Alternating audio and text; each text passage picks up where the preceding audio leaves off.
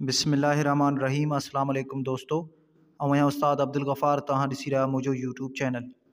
दोस्तों एक नए वीडियो सां गॾु तहां जी ख़िदमत में। दोस्तों अॼु सबक़ ॿियो दर्जे 6 मां, जंहिंजो उनवान आहे पोरे जी अज़मत। पहिरें हिन सबक़ जूं लफ़्ज़ माञाऊं, पोइ सवाल जवाब, उन खां बाद में ॿियूं जेके एक्सरसाइज़ूं आहिनि उन्हनि खे हल कंदासीं।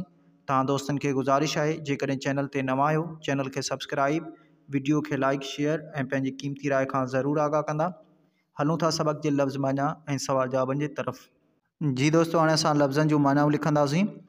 लफ़्ज़ आहे पोरियो माना महिनत करणु या कमु करणु।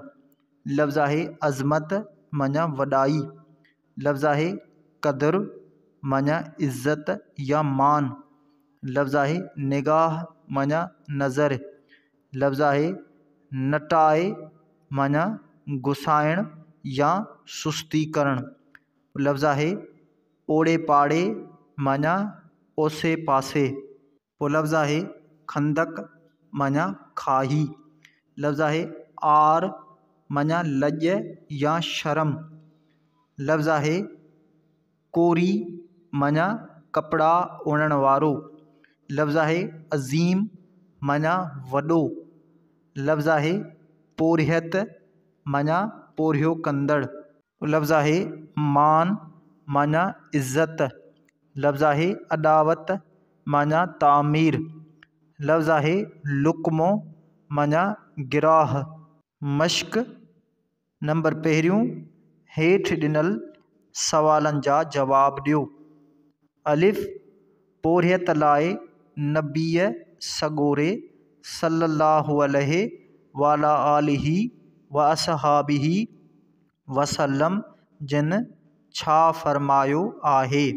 जवाब, पोरियत लाइ नबी सॻोरे सल्लल्लाहु अलैहि वालिही वसल्लम जिन फ़रमायो आहे त पोरियत अल्लाह ताला जो दोस्त आहे। बे, मस्जिद नबवीअ जी अॾावत में पाण सॻोरन सल्लल्लाहु अलैहि वाला आलिही वसहाबिही वसल्लम जिन कहिड़ो हिस्सो वरितो।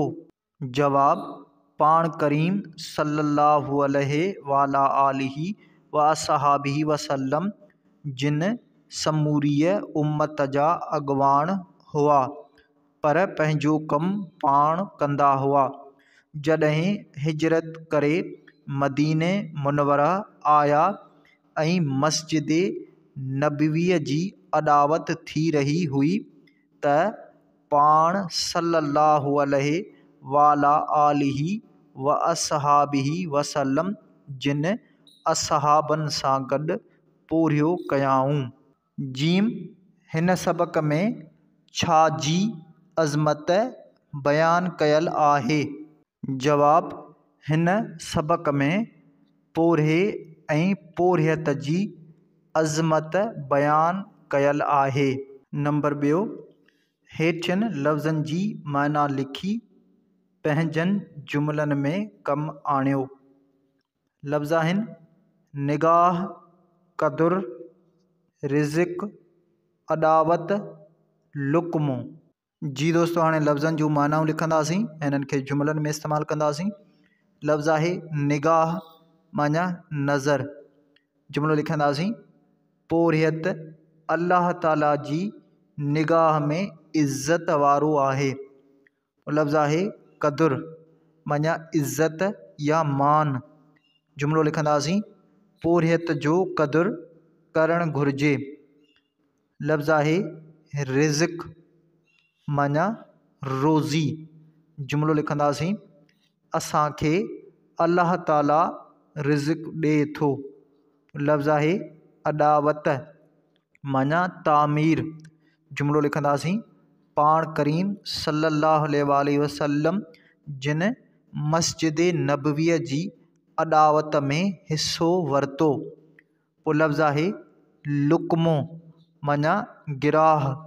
जुमिलो लिखंदासीं, असांखे हलाल लुक़्मो खाइणु घुरिजे। नंबर टियों, हेठि ॾिनल खाल भरियो। जी दोस्तों हाणे खाल भरींदासीं। अलिफ असांजे नबी सगोरे सल्लल्लाहु अलैहि वाला आलिही व असहाबिही वसल्लम जिन पघर जे पोरे खे खाल चयो आहे। खाल में लिखंदासीं हलाल। बे हज़रत अली करम अल्लाह वजहु यहूदिन जे बाग़न में खाल करे गुज़र कंदो हो। खाल में लिखंदासीं मज़ूरी। जीम हज़रत दाऊद अलैहिस्सलाम खाल ठाहे पेट गुज़र कंदो हो। खाल में लिखंदासीं ज़रहूं। दाल सिंध जो मुहिबे वतन आलिम मखदूम बिलावल बे खाल कम कंदो हो। खाल में लिखंदासीं कोरिको।